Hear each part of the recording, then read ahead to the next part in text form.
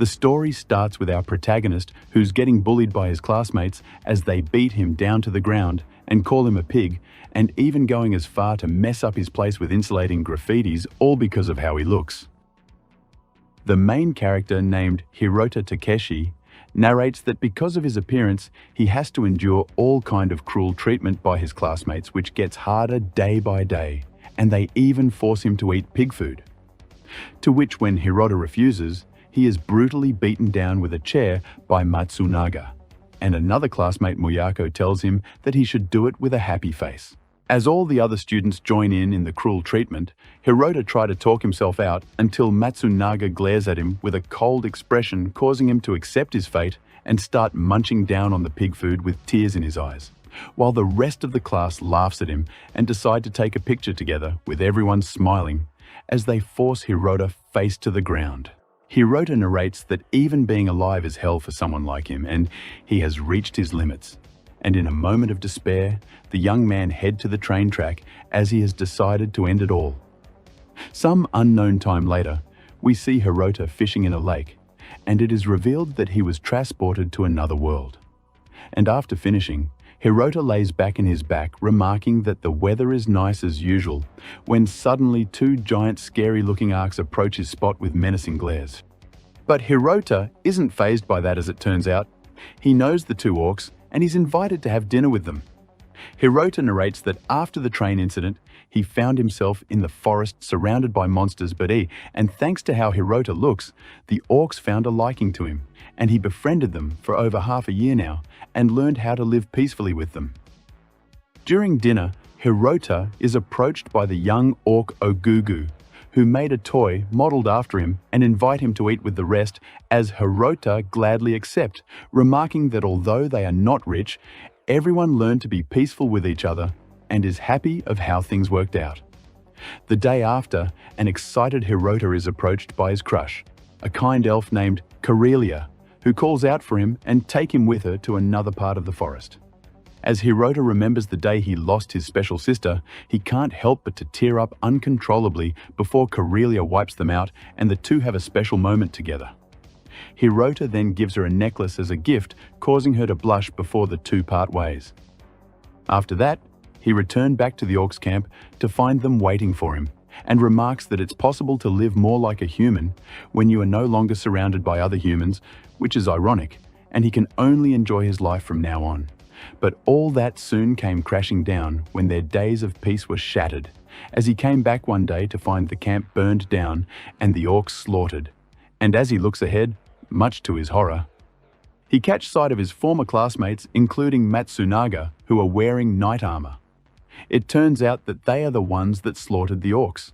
and Hirota wonders what are they doing here, to which the latters respond that they were all transported here suddenly. All 34 people in class. Matagana is surprised to find Hirota living here with orcs, but before he can finish, two giant one appears from behind them, only to be brutally cut to pieces by Matsunaga. They then jokingly start mocking the dead, before they decide to see what abilities Hirota has, since they all came to this world with special superpowers, something that Hirota has no clue about. And when they activate the ability search to see what his status are, they see that his level is 0 and has an unknown ability. The poor young student has no idea what they are talking about, and they further explain that upon coming to this world, someone whom they referred to as goddesses informed them that certain jewels can be used to display skills, and he was the only one avoided by such entity who gave them everything. Hirota, upon seeing Matsunaga's jewel, realized that it was the same one that he had given to Karelia and asked them where they got it from.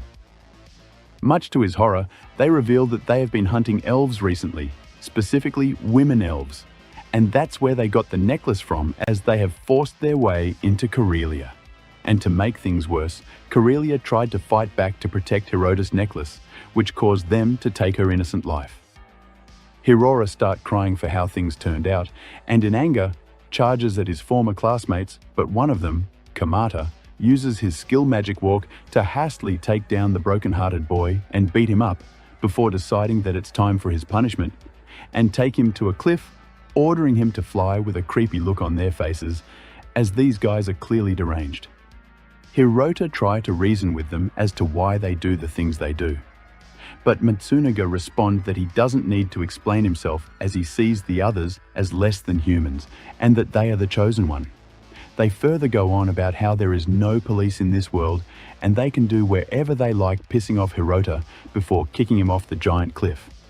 Down there, it turns out that Hirota fell down on a group of branches and into a muddy swamp that slowed down his fall, and decided to go back to try and save the remaining orcs. But upon reaching the camp, he finds everyone dead, including the little Ogugu who lies dead with her mum. Takeshi gets a flashback of her, the time he spent on the camp with the rest, and Karelia causing him to scream in agony and despair, blaming himself for not being powerful to protect his friends, and why, unlike his evil classmates, he wasn't given any special skill. Just as he is deep into sorrow, an orc suddenly comes in and crashes his head against a boulder, as he was Oguga's father, and also couldn't protect her. Takeshi realized that he isn't alone and stands back up, shouting how frustrating the situation is, and calls on every orc who still have an ounce of life in them to stand back up and that he can't take this anymore. Sometime later, in another part of the forest, Matsunaga, Kamata and Yugoro are forcing themselves onto captured women whom they abuse, not realizing that they are being watched by Takeshi and the rest of the orcs not far. As they are having their way with the poor women, Hirota noticed that everyone has their guard dropped except Yugoro, and decide to launch a surprise attack, and gives the signal for the orcs to throw in sacks of oil that crashes onto their camp, causing wild flames to burst. The scumbag trio panic and try scatter, only to be hit with a barrage of rocks, and they try to protect themselves until they hear Hirota's voice making fun of them for rolling around the ground, and they realize that he had survived. Matogana tries to reach for the jewel, but is hit straight in the back of his neck, dropping him on the ground unconscious. And Yugoro spots Takeshi running back, immediately using his skill magic walk to close the distance between the two and face Takeshi head on, only to be impaled from the back by orcs who were waiting to ambush him. Hirota pushes him back, stating that this time it's his turn to fall, just as the drops in the middle of orcs, who don't waste a second and start to pummel him to death. Kamata is shocked that Takeshi killed someone, but the latter explain that they too tried to kill him. So why should GE hold back, and points out that he should pay attention behind him, but before the latter does, two massive angry-looking orcs close in on him, grabbing his head and crushing it to pieces as he tries to cry for help. Takeshi then makes his way to the last one on the ground, Matsunaga, who states that he isn't human for using the pigs to launch a surprise attack, causing Hirota to kick his face, replying that they didn't treat him like one in the first place, and remembers how they all bullied him in school with no remorse, and goes on about how even in this world they also killed, hunted and forced their way onto innocent people. In his most lowest state, Matsunaga asked to be spared, and when Hirota refused, he lets it out that he was actually the only one who tried to stop the rest when they tried to set his house on fire, as he was only joking about how a barbecue would smell nice, which gave the other classmates the idea to burn Takeshi's house down, thus killing his sister. Hirota becomes enraged and asks who started it, to which Matsunaga claimed that he doesn't know. Probably it was the entire class, and that he was the first to call the fire department as arson was too extreme. This revelation shocks the young Takeshi as he sets his eyes on everyone, and Matsunaga tries to seize this chance to reach for his jewel, only to be brutally stabbed in the hand by Hirota, who states that since he was the one who pushed him off the cliff so easily, it's impossible for him to have been against arsony. Matsunaga begin for his life, even going as far to request becoming a dog for Takeshi and licking his boots. But the latter isn't having it as state that he should die like his friends, the orcs and elves they killed, and like his sister, before reminding him how he lived his life and reaching for a giant spear, using it to brutally stab Matsunaga's head to the ground. Takeshi then steps away, and the remaining orcs parade Matsunaga's head around in celebration, causing him to have a flashback in how he lived his previous life, being bullied around and laughing upon realizing that revenge is actually the best outcome for these types of people, to avoid others from being oppressed by them. And gets another reminder of everything that happens to him up to this point, realizing his purpose, that he must have come to this world to finish off his ruthless classmates, and declares the beginning of his revenge as 31 people left. We jump sometime later, where Hirota makes his way to a town nearby after he managed to get a map from the other students whom he took down. And to his shock, he is faced with a horrific scene as he sees two of his other classmates being Natsuki and Tsubasa setting people on fire after the villagers try to go against them. Tsubasa declares that unless the rest of the pillagers want to be grilled to death, they will have to pledge allegiance to the 34 heroes. Apparently, this is the name that the classmates gave to themselves after coming to this world and defeating the demon lord, and they were considered as braves until they soon directed their psychotic tendencies towards the people using their abilities for evil. Another classmate, Mayuko Tsudama, passed by the burning villages with a smile on her face, seeming to enjoy the show alongside Kenko and Yumiko, who is revealed to be driving the carriage by forcing crying villagers as well and using them as forces. A young teen starts to cry over her father being burned alive, just as she is approached by Tsubasa, who start lusting over her. And when her mother tries to intervene, she is kicked to the ground, and Tsubasa uses his skill, Tamaru, to elongate his tongue and uses it like a rope to subdue the innocent girl. They both then creepily attempt to assault her, and when the mother begs them to let her go, Natsuki showcases his flame influencer skill to scare her off and turn to Tsubasa with a disgusting look, remaking that this reminds them with Takeshi's sister. This enrages Hirota, who is listening up close and remembers how they used to bully him even soon after her death, and requests a photo of her, short her before she died, since these two like girls with short hair. But Hirota was in so much shock of his sister's death and stunned that he wasn't even able to process what's going on, although they tried to beat him as well for not forcing a smile. Seeing them laugh at his dead sister, Hirota turned to the orcs and asked for their help, and sometime later, Tatsuki and Tsubasa, who are still creepily assaulting the young girl and have kidnapped her, are about to get into their mansion only to find it run down by the smelliest slimes, and they look ahead to see that Hirota is already waiting for them and calls them scumbags for setting fire on his house. He explains that they wouldn't know that his sister Fumina had a short hair because she was sick for very long and rarely went out, and she had asked for Hirota to cut down her long hair as because they didn't have any money. This was the same day of the fire, meaning the only for them to see her short hair was if they were present on the day the accident took place, meaning they were also involved. The two, after hearing this, burst out laughing and admit that his conclusion is true, but there is nothing he could do about it. But this is good for Hirota, as he states that he can now kill them without remorse, which pisses them off. After the two check if Hirota has any special skill and deduce that he has none, they decide to attack and finish him with Tsubasa using Tamaro again against Hirota. The latter gives his signal to some orcs who are hiding on the ceiling, and they cut down a giant chandelier that, when it drops, pulls the rug they were standing on, revealing the giant trap he laid out, and fall into the slime, who happen to be tough to handle, even for heroes. They somehow manage to escape the slime, but the smell is insufferable, causing them to run for the nearest water spot and start washing themselves. Soon after, Natsuki asks Tsubasa to activate his skill again, but the other is unconscious as Hirota comes and reveals that he poisoned the water with physalis juice and the two won't be able to move. Natsuki tries to fight back, but once again, and just like his Forcer classmate, he didn't pay attention to the orc behind him holding a giant wood log which he uses, and both scumbags are knocked out and subdued with Hirota stating that he will make them suffer like his sister before he kills them. The two later woke up to find themselves roped against their chair, faced to one another with Hirota, revealing that he took away their jewels so they can't do anything and that they will have to play a game, one that are familiar with as we get a flashback from back in their world where Hirota was approached by Natsuki and Tsubasa on his first day of high school. They explain how they saw him being bullied by others and couldn't help, and that they were bullied too, until they followed the self-analysis book and wrote down 7 of their flaws in it, which helped them get along with other and suggest that he will do the same.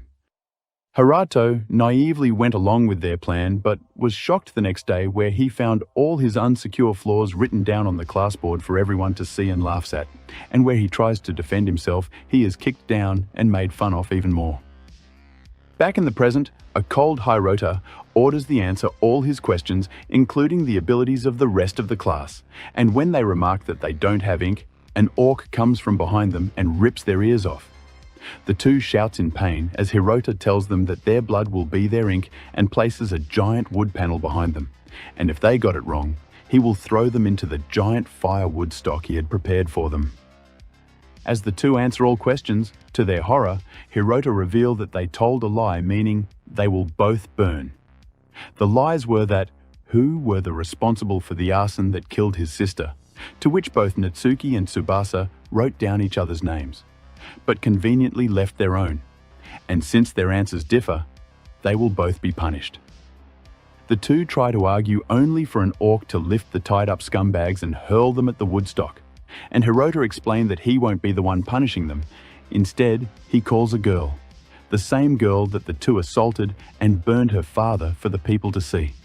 Tia girl, with a dead expression on her face and a flame torch in her grasp, walked towards them and lights up the woods, and the two instantly start shouting in fear as the flames start eating away the woods. Suddenly, Tsubasa shouts that it was all Yasuda's fault, being responsible not only for the fire, but for the bullying and everything else. Hirota is surprised by this revelation, and although both Natsuki and Tsubasa plead for their lives, he decides to step away and leaves their fate for the poor girl, who, upon hearing their screams, head for an urn nearby and takes a small spoon of water, as the two begs her to hurry and that this little amount of water she's holding is insufficient. Just then, the girls splash them with the water, and much to their horror, the fire grows even more as it turns out that it wasn't water, but rather oil that she was holding on to, and fasts herself to watch the two burn to death. While Hirota on the other side is enraged that Takanori Yasuda was the person responsible for everything, just as we get a peek at the latter's past. Yasuda came from a well-known family of politicians, and thanks to his good looks and grads, he was regarded as the best student in high school. Not only that, but he also was the only one who was kind to Hirota there, and was later revealed to be of the same house where Hirota's mother was working a housekeeper. And everything was good with him until one day, where Hirota was coming back from school and saw Sister Fumina get hit by a car which was driven by Yasuda's chauffeur. As Fumina lays there in pain, Hirota calls for Yasuda to take her to the hospital, but the car just drives away, causing his sister to be bedridden with her condition becoming worse, and the incident was considered resolved thanks to someone unrelated turning himself in. Sometime later, Hirota confronts Yasuda about the incident, and why didn't he intervene the later doesn't seem to remember, and when Hirota reminds him of what happened, he states that he is sorry. But not because of him leaving behind his sister, but because of the accident. He was late for his cherry blossom viewing and caused his senior politicians to be worried as well. Hirota is distraught by the way Yasuda acts and tries to explain the seriousness of the situation, to which the latter reiterates that the cherry blossom view is far more important than his sister, since he is from the upper-class citizens and their time of far more important. When Hirota orders him to take back his statement and his disrespect, Yasuda threatens him by reminding Hirota that his mother works for them and he would be in trouble if she loses her job. He then leaves Hirota in the rain, as the latter remarks that from that day on, the bullying became more severe, and remembers how during the day where everyone took their picture with the beaten Hirota, Yasuda was there sitting calmly, with a big, creepy smile on his face and noting that the picture is nice. We jump back into the present, where a vengeful Hirota shouts that it was all Yasuda's fault, and that he should prepare himself since nothing can stop him in this world. Few days later, third-year student Mayuko alongside Keiko and Yumiko, who are using slaves as their resting chairs, find the burned remains of Tsubasa and Natsuki, and wonder how they were killed without their cheats, but feels little remorse about them. All this is happening while Hirota is watching them from far off and see how they treat their captives, and are about to report this incident to Yasuda, as it is revealed that, in this world, he is still in charge. So instead of looking for the culprit, they decide to frame their slaves with Miyako using her skill guilty maker to kill an innocent man by draining the water inside him, for they will make it look like the two died in a revolt and will take the credit for executing the culprits. Hirota gets a flashback of his meeting with these girls where they took a video of him helping his sister and claimed that he was molesting her and started blackmailing him for it. And when Hirota stands up for himself, Mayuko states that she will make sure his sister looks nice to the boys in class and share this video with everyone. This forcing him to kneel and beg for forgiveness, and was made to be like a slave for them, doing all kinds of humiliating work. Hirota is furious as he remembers how he was treated and decides to take his revenge since there is no one around to intervene. He follows them into their mansion, and upon arriving there, he faces the girls and shouts for their name. As always, they look down on him, calling him ugly pig, and make fun of him for being transported with no special skill. But Hirota explained that he isn't here to fight them, he is merely a decoy. Just as they are ambushed by a giant orc who lift their carriage upside down, and as Mayuko tries to fight back using her jewel, her fingers are crushed to pieces. Yumiko goes on to use Tama to call for more crows to attack the orcs, but to her shock, one of them grabs onto a crow and shoves it onto her ears, taking them off, leaving only Keiko, who goes to attack Hirota. But just like her scummy friends, she is attacked from the back and smacked down. Thus, all three of them are immediately subdued. Later that day, in the town nearby, the three girls are all tied up on a platform as Hirota has brought them to be judged by the same people they abused and killed their closest ones. And he will ask them questions to which, if they answer correctly, they will be safe for now. He first asks them, "Where is Yasuda?" And they all give different answers, so their boards are tilted, much to their horror. And they explain that Yasuda is creating a capital north 10 days from here. He turns his attention to Yumiko, and when she begs for his mercy, he states that she didn't show him any in their high school, so why should he? And points out that she now looks just as ugly, and orders her platform to be tilted, causing her to fall right onto the angry mob, who don't waste any time stabbing her and beating her dead, much to the horror of Mayuko. When he asks who want to go next, Keiko offers herself to sleep with him since he is a virgin, and that she was calling him creepy just because it was catchy. But Hirota explained that just by him thinking to sleep with her is in itself the creepiest thing for him, and goes on to lift her platform. When she falls faced with the villagers, she tries to offer them jewels and anything they want, to which they all state that they want her life, and proceed to give her the same treatment that her friend got.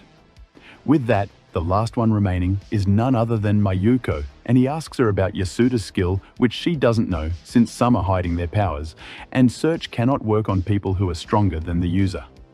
He then asks her about her role in his sister's tragic death, to which she tried to lie her way out of, but then tells him about how she only laced the gift she gave her with sleeping drugs following Yasuda's orders.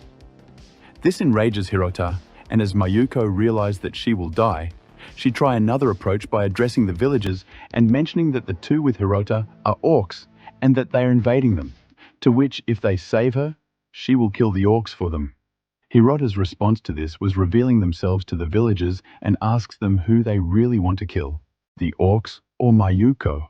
and the villagers respond with Mayuko's name, much to her shock, before she is also thrown into the people she hurt so much and is killed, leaving only 26 people left. As the dead trio are paraded, Hirota is about to leave and is stopped by the villagers, who all look at him with dead eyes since he has orcs as his men. He contemplates how he will have to push his ways by force, but to his surprise, the villagers all ask him to kill the alleged heroes and that he is their savior. He remarks that ever since he was born, he was always bullied and looked down upon. But for the first time, he is accepted for who he truly is, and calls for the revenge against his evil classmate. Later, and after gathering the information about the students and where they are, he decides to set some traps for when they come for him. And this planning and working together made the people realize that the orcs aren't really their enemies, and that there is a possibility of living in harmony, putting a smile onto Hirota's face for the first time since he last saw his girlfriend. Back in the capital, Yasuda is looking down as captured slaves are abused and remarks that both in this and his former world, the girls were incompetent since they didn't send him the latest reports, and he will discipline them. 2 days later, in the town, Hirota hears someone calling that a hero has come who is revealed to be Hifumi Ichida. He makes fun of Hirota and thinks that he is Mayuko's slave and ask to be taken to her, which Hirota accepts, and upon following him, Ichida spots a giant boulder above him and decides to use his skill to avoid it, only to fall for the trap beneath him where Hirota placed sharp stakes and electrical eel-filled water, making it impossible for him to survive. As Hirota and the villagers rejoice by their ability to take down a hero, an orc is suddenly shot by a magic attack, followed by an explosion, and Hirota looks up much to his shock to see 100 more similar attacks coming his way. Before they understand what is going on, both orcs and innocent villagers are brutally struck down by the attack, leaving Hirota enraged by the outcome, as his people are getting killed again.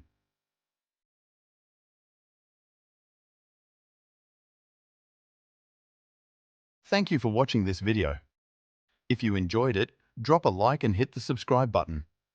Also, check out my anime merch store and unlock some of the other recap shows by going to my Ko-Fi page. Link will be in the description.